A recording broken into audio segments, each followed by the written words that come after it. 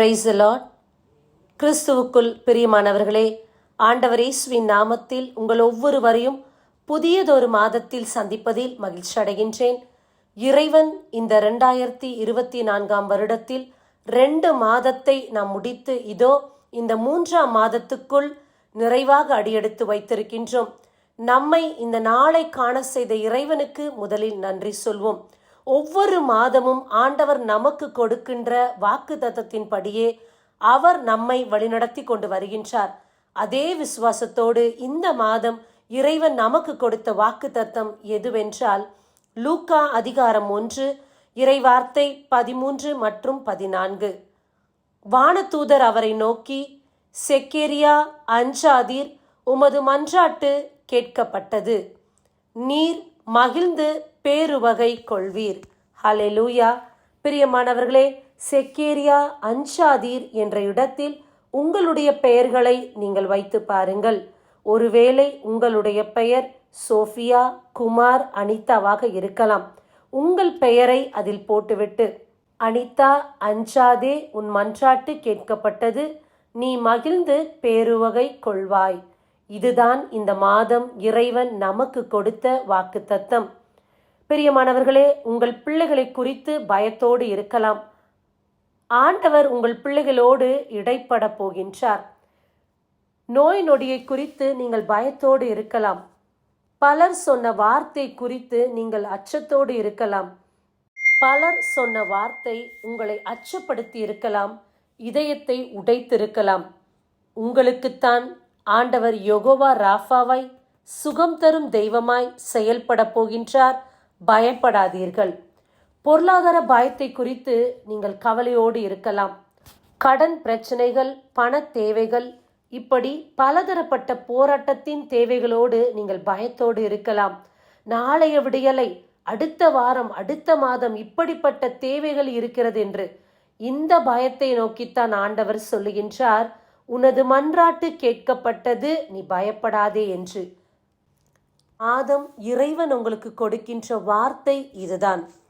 இந்த வார்த்தையை மையமாக வைத்து நாம் பார்க்கக்கூடிய செய்தி என்ன? செக்கேரியாவும் எலிசபெத்தும் 2 பேரும் வயது முதிர்ந்தவர்கள். அவர்களுடைய நிலையை பார்த்து பலர் உதாசீனமான வார்த்தைகள் பேசியிருக்கலாம், காயப்படுத்தி இருக்கலாம். நிறைய காலங்கள் அவர்கள் செபித்து கொண்டிருக்கலாம். ஒரு குழந்தை செல்வத்திற்காக அவர்கள் காத்திருந்தார்கள். பெரிய எதிர்பார்ப்பு, நெடுங்காலமாய் காத்திருப்பு. செக்கேரியாவும் எலிசபெத்தும் ஜெபித்தார்கள். ஆனால் அவர்கள் ஜெபத்தில் தொடர்ந்து நிலைத்திருந்தார்கள். அந்தபடியே தான் அவர்களுக்கு இந்த வார்த்தை கொடுக்கப்பட்டது. லூக்கா அதிகாரம் 1:13, உமது மன்றாட்டு கேட்கப்பட்டது, உனது ஜெபம் கேட்கப்பட்டது என்று இறை தூதர் அவர்களிடத்தில் இந்த வார்த்தையை கொடுக்கின்றார். இந்த நாட்களில் எந்த காரியத்தில் உங்களுக்கு காலதாமதம் ஏற்பட்டு இருக்கின்றதோ, அல்லது செபித்து செபித்து சோர்ந்திருக்கின்றீர்களா? இந்த மாதம் உன் செபம் கேட்கப்பட்டது. பயப்படாதே மகனே, பயப்படாதே மகளே. கடந்த மாதத்தில் துன்பத்தை நீ கண்டிருக்கலாம், தடுமாற்றத்தை பார்த்திருக்கலாம், ஏமாற்றங்களை பார்த்திருக்கலாம், வீண் செலவுகள் வந்திருக்கலாம், நோயினால் நீ அவதிப்பட்டிருக்கலாம்.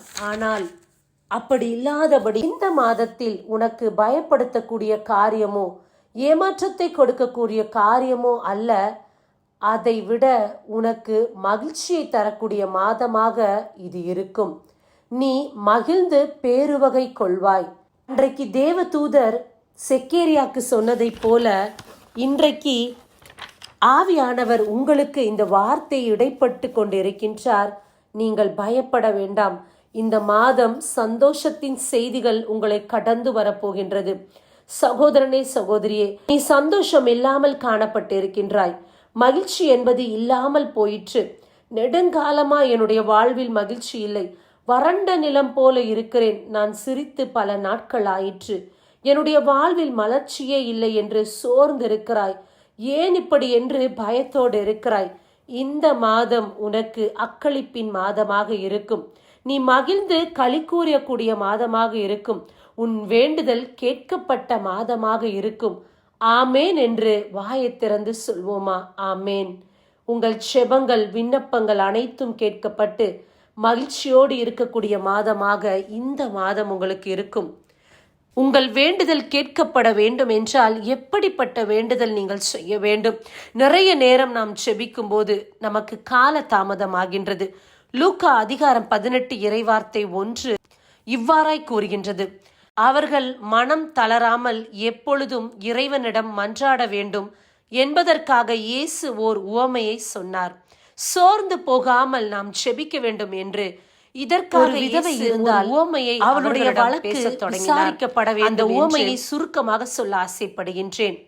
நீதியே சொல்ல முடியாத ஒரு நடுவரிடம் அவள் செல்கின்றாள். தொடர்ந்து அந்த நடுவரை போய் சந்திக்கின்றாள். அவளுடைய வழக்குக்கு நியாயம் வேண்டும் என்று தொடர்ந்து அவள் செல்லும் போது அந்த நடுவர் நினைக்கக்கூடிய விஷயம் என்னவென்றால், இந்த மனுஷி தொடர்ந்து என்னிடம் வந்து கொண்டிருக்கின்றாள், தொடர்ச்சியாக எனக்கு தொல்லை கொடுத்து கொண்டிருக்கிறாள், ஆகையால் இவளுக்கு நான் நியாயம் கொடுக்க வேண்டும் என்று தமக்குள்ளே சொல்லிக் கொண்டார். நேர்மையற்ற நடுவரே இப்படி சொல்லி அந்த நபருக்கு நியாயம் கொடுக்க வேண்டும் என்று நினைத்து விட்டால், தாம் தெரிந்து கொண்டவர்கள் அல்லும் பகலும் தம்மை நோக்கி கூக்குரல் இடும்போது கடவுள் அவர்களுக்கு நீதி வழங்காமல் இருப்பாரோ? லூக்கா அதிகாரம் 18 இறைவார்த்தை 7 இவ்வாறாய் கூறுகின்றது.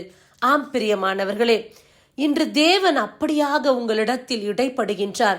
நீங்கள் அல்லும் பகலும் கூப்பிடும் போது நான் உங்களுக்கு பதில் கொடுக்காமல் போவேனோ, நான் உங்களுக்கு நீதி செய்யாமல் போவேனோ என்று ஆண்டவர் குறிப்பிடுகின்றார். அநேகர் இன்றைக்கு நான் செபித்தவனமாய் இருக்கின்றேன், எனக்கு கிடைக்கவில்லை, நெடுங்காலமாய் காத்திருக்கிறேன், ஆனால் என் செபம் கேட்கப்படவில்லை, இயேசுவே இயேசுவே என்று சொல்லிய பிறகும் என்னுடைய வாழ்வில் எதுவுமே கிடைக்காதபடி ஏமாற்றத்தோடு இருக்கிறேன்.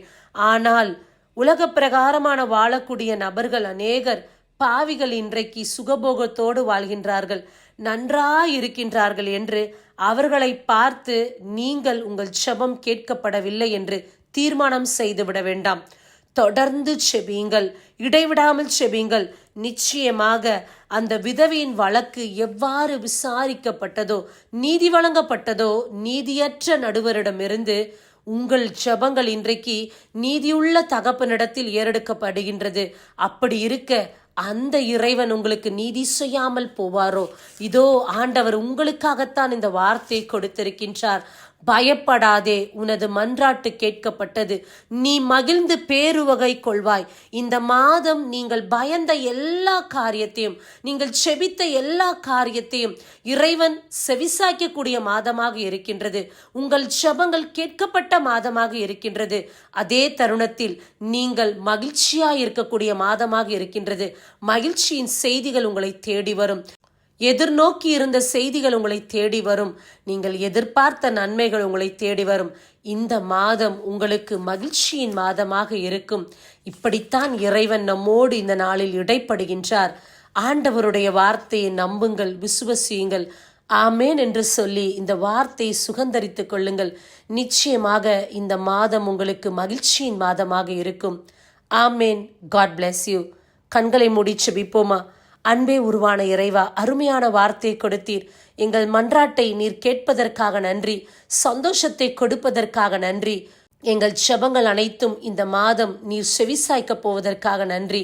வறண்ட நிலத்தில் ஒரு சொட்டு நீரூற்று கொடுத்தால் எப்படி சந்தோஷமாய் இருக்குமோ அதுபோல தவித்த எங்கள் வாழ்க்கைக்கு நீர் சந்தோஷத்தை கொடுக்க போவதற்காக உமக்கு நாங்கள் நன்றி செலுத்துகின்றோம். எங்கள் ஜெபங்கள் அனைத்தையும் இயேசுவின் நாமத்தில் நாங்கள் ஏறெடுக்கிறோம். உயிருள்ள தகப்பனே, ஆமேன். God bless you. பிரியமானவர்களே, இந்த வார்த்தையை பலருக்கு பகிர்ந்து கொடுங்கள். இந்த மாதத்தின் செய்தி அநேகருக்கு ஒரு ஆசீர்வாதத்தின் செய்தியாக இருக்கட்டும். ஆமேன். Praise the Lord. நீர் நம்ப பண்ணின உந்தன் வாக்குகளை நினைத்து நிறைவேற்றுவே. நீர் நம்ப பண்ணின உந்தன் வாக்குகளை நினைத்து நிறைவேற்றுவே.